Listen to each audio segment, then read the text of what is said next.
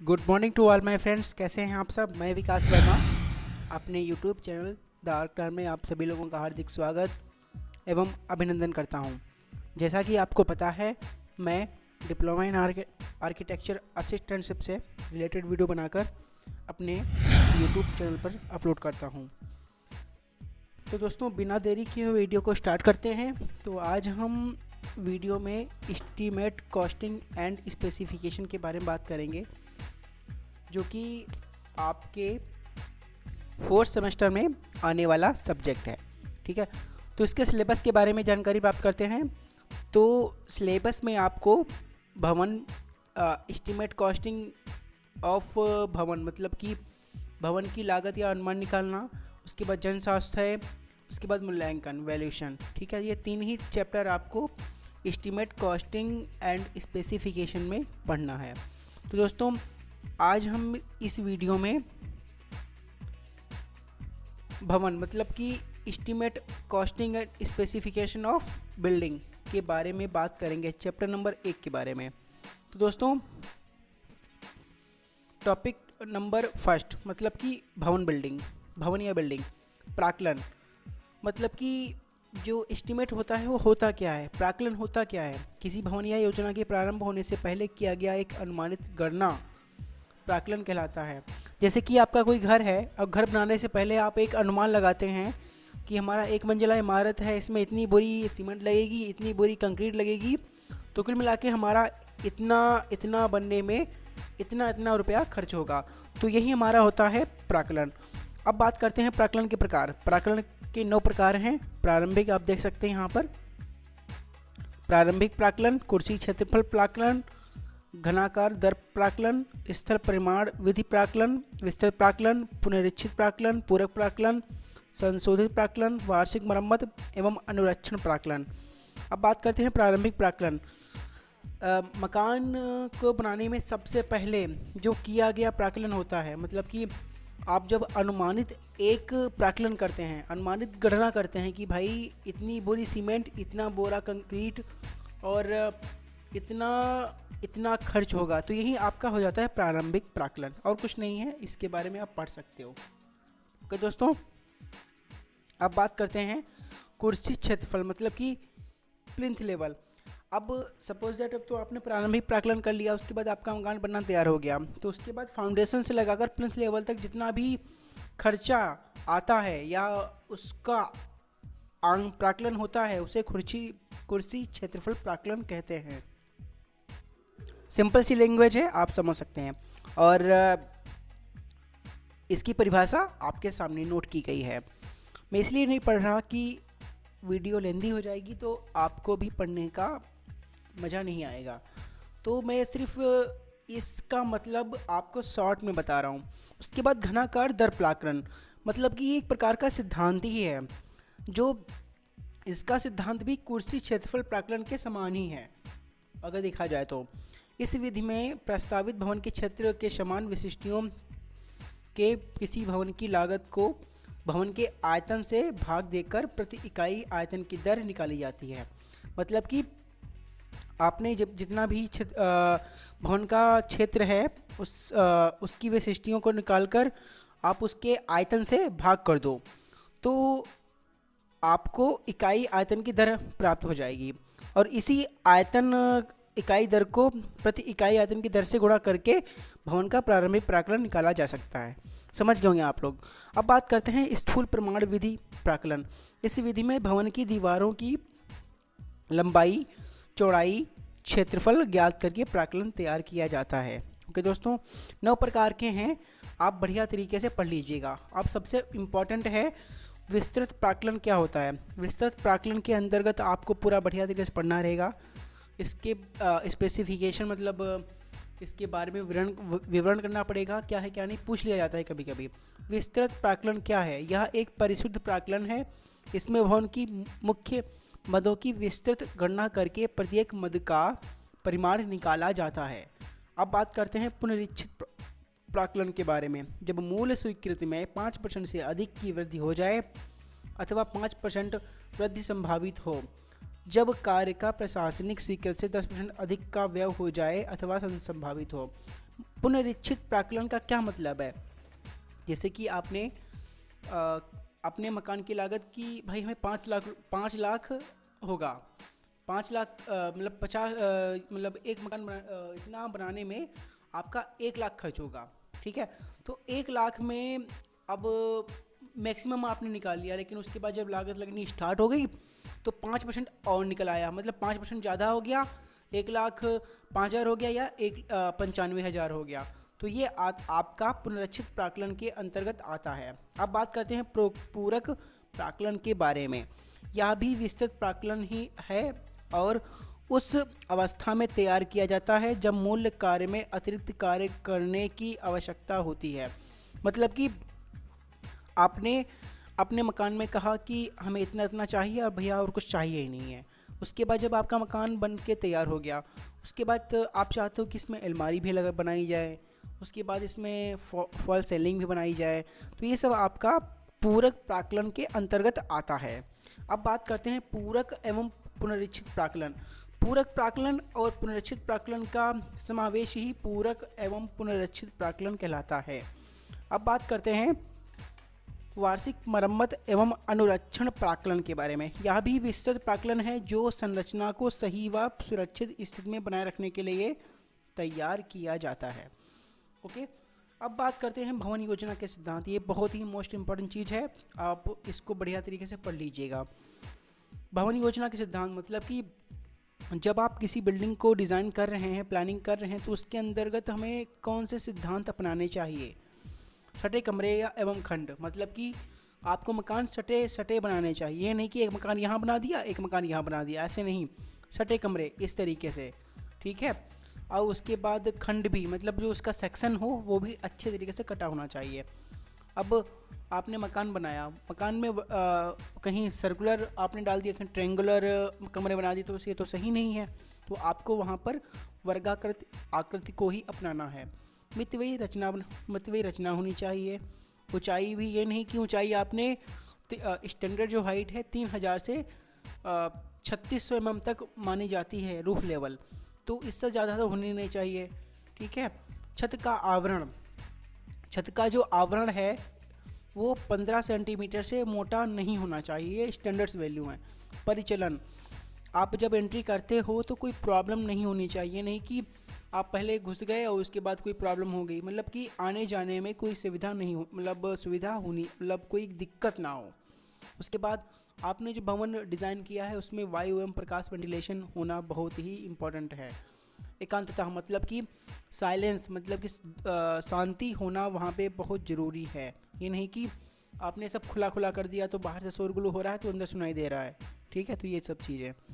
अब बात करते हैं भवन के लिए स्थल चयन। मामूली बात है, कॉमन सी बात है, आप लोग भवन के लिए स्थल चयन कैसे करोगे। आवासीय भवनों के लिए ऊंचा छत होना चाहिए, उत्तम मदा होनी चाहिए, नदी नाले आस पड़ोस में नहीं होने चाहिए, घनी आबादी आस पड़ोस में नहीं होनी चाहिए, शोरगुल भी नहीं होना चाहिए, यातायात सुविधाएं भी उपलब्ध हों, पानी बिजली की समस्या भी ना हो। ये सब चीज़ें आप समझते होंगे। अब बात करते हैं सार्वजनिक भवनों के लिए। सार्वजनिक भवनों के लिए भी वही कॉमन सी बातें हैं। पर्याप्त क्षेत्रफल होना चाहिए, नहीं कि छोटा सा सार्वजनिक भवन बना दिया। पहुंच भी ठीक ठाक होनी चाहिए, ये नहीं कि कोई बंदा आ रहा है, वो आपने ऐसा प्लानिंग की, एक उसके अंतर्गत एक ट्रक भी नहीं घुस पा रहा है।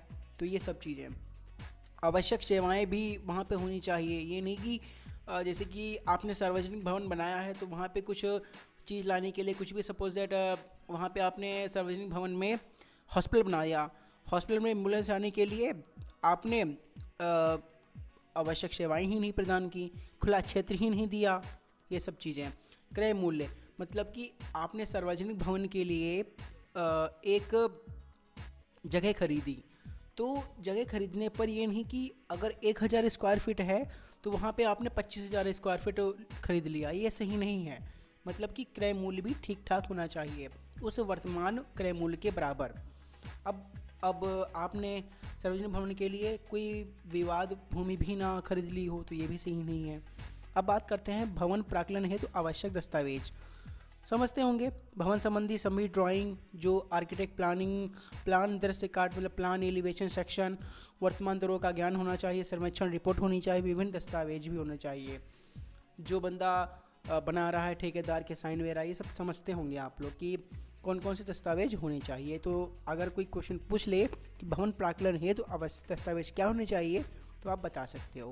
ओके, अब बात करते हैं 1:2:4 मतलब कि 1:2:4 के अनुपात में सीमेंट कंक्रीट की विस्तृत विशिष्टियाँ बताइए। ठीक है कि 1:2:4 अगर आपको 1:2:4 सीमेंट कंक्रीट की विशिष्ट विशिष्टियाँ क्या होती हैं, मतलब कि इसकी गुणवत्ता क्या होगी। एक आपका एक सीमेंट हो गया, 2 बालू हो गया मतलब एग्रीगेट वगैरह, और 4 हो गया आपका और भी मतलब मोटार वगैरह। तो इसमें क्या स्पेसिफिकेशन होगा आपका, तो इसमें निर्माण सामग्री भी अच्छी होगी, अनुपात भी ठीक ठाक होगा, धुलाबंदी ठीक होनी चाहिए, मिलाना भी अच्छी तरीके से मिलाना, कि ये नहीं कि मिल भी नहीं पाया तो उसके अंदर दरार पड़ गई। ठीक है, डालना मतलब कि जहाँ पे आपने एक खंबा बना दिया है तो उस मिक्सचर को उसमें डाल दो, बढ़िया तरीके से डाल दो। ठीक है, ये नहीं कि हल्का हल्का डाल दिया तो उसमें साके वगैरह भर ही नहीं पाई। कुटाई भी अच्छी तरीके से कर दिया जाए, सतह पूर्ति भी हो जाए, संपूर्ति तराई भी उसकी करो, माप भी, और उसके बाद जब बन के तैयार हो जाए तो उसकी माप भी ठीक होनी चाहिए। अगर आपने 9 इंच बाई 18 इंच का पिलर दिया है तो उसकी माप बाद में इतनी ही होनी चाहिए। ठीक है, अब बात करते हैं विस्तृत विशिष्टियों के कानूनी पहलू। अब बात करते हैं कि विशिष्टियाँ क्या होती हैं भाई। विशिष्टियाँ मतलब कि स्टैंडर्ड वैल्यू मतलब पूरा अगर हम समझें कि विशिष्टियाँ क्या होती हैं तो वहाँ पे आप स्टैंडर्ड वैल्यू बता सकते हो। ओके दोस्तों, नींव व कुर्सी मतलब कि फाउंडेशन या प्लिंथ लेवल। नींव जो है वो 1:4:8 के सीमेंट कंक्रीट से बनी होनी चाहिए, और प्लिंथ लेवल में जो मसाला यूज होगा वो 1:6 का होगा। अंततः प्रथम श्रेणी की ईंट की चिनाई की जाना चाहिए। समझ गए, नींव कुर्सी समझ गए किस तरीके से क्या होना चाहिए। अब बात करते हैं सील रोक रद्दा डेप्थ प्रूफ सीमेंट कि ये क्या होता है। तो इसमें 1:1.5:3 का अनुपात मसाला बना होना चाहिए और 2.5 सेंटीमीटर मोटा होना चाहिए, और 1 kg पर सीमेंट बैग और 2 लेप बिटुमिन उसमें बनाने चाहिए। जैसे कि आपने उसमें लेयर चढ़ा दी डीपीसी की, सील रोक रद्दा की, उसके बाद आपने उसमें 2 लेप बिटुमन मतलब कि कोल तार के भी चढ़ाने चाहिए, ताकि उसमें नीचे से जो आपकी सीलन आए तो वो बिटुमन रोक ले, उसके ऊपर मतलब कि सुपर स्ट्रक्चर में ना जाने दे। अधिरचना लिंटल आरसीसी का होना चाहिए और 1:6 सीमेंट मसाला होना चाहिए। छत आरसीसी स्लैब होनी चाहिए और 15 सेंटीमीटर मोटी होनी चाहिए।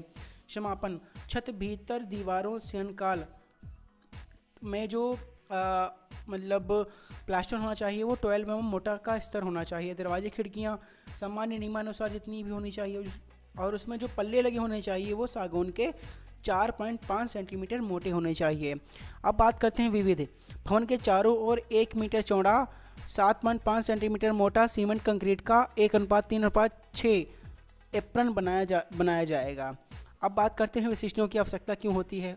विशिष्टियों की आवश्यकता उचित निर्माण हेतु उचित लागत एवं अनुमान सामान्य आवश्यकताएं। समझ गए होंगे आप लोग। ये विशिष्टियाँ होती क्या हैं। विशिष्टियाँ कार्य की कोटि प्रकार प्रकृति कार्य में प्रयोग होने वाली सामग्रियों कारीगरी इत्यादि का विवरण देती हैं। अब बात करते हैं विशिष्टियों की प्रकार। विशिष्टियों के प्रकार क्या हैं। ठेका विशिष्टि, सामान्य, विस्तृत, गाइड, मानक विशिष्टियाँ, निर्माता की विशिष्टियाँ जो कंपनी आपको प्रोवाइड करती है, मानक, PWD, CPWD जो आपको गवर्नमेंट अप्लाई मतलब स्टैंडर्ड विशिष्टियाँ। ठीक है, स्पेसिफिकेशन। अब बात करते हैं मर्दा भराव। आपने एक मकान तैयार किया, फाउंडेशन तैयार की, और उसके बाद वो या ढह गई या उसमें मतलब खाली रहने के, जैसे कि आपने फाउंडेशन यहाँ पे तैयार की, ये नीचा है और उसके ऊपर मर्दा है, तो पानी वगैरह बरसा तो मर्दा उस फाउंडेशन के ऊपर बैठ गई या फाउंडेशन ही ढह गई। तो ये क्यों होता है? तो या आपने छत जो बना रहे हो, छत के ऊपर जो मिट्टी वगैरह पड़ती है ना, तो मिट्टी पड़ते समय वो क्यों ढह गई, वो उसमें अच्छे से क्रैक क्यों आ गए? तो ये सब चीज़ें छत ढालते समय मृदा भराव निम्न कारणों से हो सकता है। क्या होता है भाई, आपने मृदा में आपके घास फूस के कण आ गए होंगे, या पतली परत रह गई होगी, या शटरिंग का उचित संगठन नहीं होगा, या मृदा आवरण की गणना अच्छे तरीके से नहीं हो पाई होगी, तभी आपका मृदा भराव हो जाएगा। फाउंडेशन पे में ही मृदा भराव होता है, और आपका लिंटल में भी मृदा भराव हो सकता है, और आपका जब आप छत डाल रहे होगे तब भी आपका मृदा भराव हो सकता है। मतलब कि मृदा भराव कि आपने जब छत डालते हो तो छत डालने से पहले हम लोग ऊपर शटरिंग लगा के मिट्टी वगैरह डालते हैं, ठीक है? तो वो मिट्टी एकदम भरभरा के नीचे गिर गई तो उसे बोलते हैं मृदा भराव, ठीक है? अब बात करते हैं टेंडर या दस्तावेज होते क्या हैं। टेंडर दस्तावेज सामान्य सी बात है कि टेंडर आप लोग सब जानते हैं, कॉमन सी बात है। टेंडर दस्तावेज क्या होते हैं? टेंडर होता क्या है? दस्तावेज नहीं, टेंडर कि हाँ भैया हमें ये पेन बनाना है, ये कम से कम 1 लाख पेन बनाने हैं, तो इसका टेंडर मैंने पास कर दिया कि भैया देखो इस 1 लाख पेन बनाने हैं इसको, तो कौन टेंडर लेगा? तो जो ठेकेदार होगा तो वो कहेगा कि भैया हम बना देंगे, आपको इतना पैसा देना पड़ेगा, हम आपका इतने दिनों में हम इतने पेन हम आपके तैयार करके दे देंगे। तो वो कंपनी वाला बोलेगा ठीक भैया आप क्या करो, ये लीजिए इतने रुपए एडवांस में और आप तैयार कर दीजिए। तो वो आप कुछ दस्तावेज होते हैं जिस पे साइन होना इम्पोर्टेंट होता है। मालिक द्वारा आयोजन, टेंडर आमंत्रण से पूर्व आयोजन, टेंडर के प्रति बाद में आयोजन, मतलब कि किस तरीके से क्या होगा आप देख सकते हो। बयाना क्या होता है? बयाना जानते हैं आप लोग। जमानत में ये चीज़ जो है ये आपके 60 नोट्स में पूछा जा सकता है। बयाना जमानत क्या होता है? बयाना जैसे कि आपने ये पेन ख़रीदा तो कहा कि भैया हम आज ले नहीं पाएंगे तो इसका 2 रुपये लीजिए, हम ये पेन बाद में ले लेंगे आके आपसे, ये होता है बयाना। जमानत मतलब कि जमानत जानते हैं क्या होता है कि कोई भी वस्तु कहीं पड़ी हुई है तो आपने उसको रुपए देकर आपने उसकी छुटौती करवा ली, तो ये होता है हमारा जमानत। ओके। ठेका, ठेके के प्रकार होता है एक मुश्त ठेका, मद दर ठेका, फीस युक्त ठेका, विशिष्ट ठेका, ठीक है। ठेका देने की प्रक्रिया, ठेका देने की प्रक्रिया, योजना का विवरण, ठेका प्रति ठेका हस्ताक्षर, समय पर योजना तैयार करना, तो ये सब चीज़ें आपकी ठेका के अंतर्गत आती हैं। तो दोस्तों लास्ट में आपका कुछ इंपॉर्टेंट चीज़ रह गई है, भवन प्राकलन की गणना, छोटी दीवार लंबी दीवार विधि, ठीक है, और केंद्र रेखा विधि, ये जो है मैं आपको नेक्स्ट वीडियो में प्रोवाइड कराऊंगा। तो आप इस वीडियो को पाने के लिए आप हमारे यूट्यूब चैनल को सब्सक्राइब कर सकते हैं ताकि आपको अपडेट लगातार मिलता रहे, ठीक है। तो इसका वीडियो में लास्ट में इसके नेक्स्ट वीडियो इसी पे आधारित होगा, ठीक है। तो तब तक के लिए आराम से पढ़ते रहिए, कोई प्रॉब्लम हो तो आप हमें मैसेज कर सकते हैं, ठीक है दोस्तों। कैसा लगा video, like share comment subscribe जरूर कीजिएगा। मिलते हैं नेक्स्ट वीडियो में छोटी दीवार लंबी दीवार विधि को लेकर और केंद्र रेखा विधि, दोनों विधियों के बारे में डिस्कस करूंगा, वो भी अच्छे से, ठीक है दोस्तों। तब तक के लिए जय हिंद दोस्तों।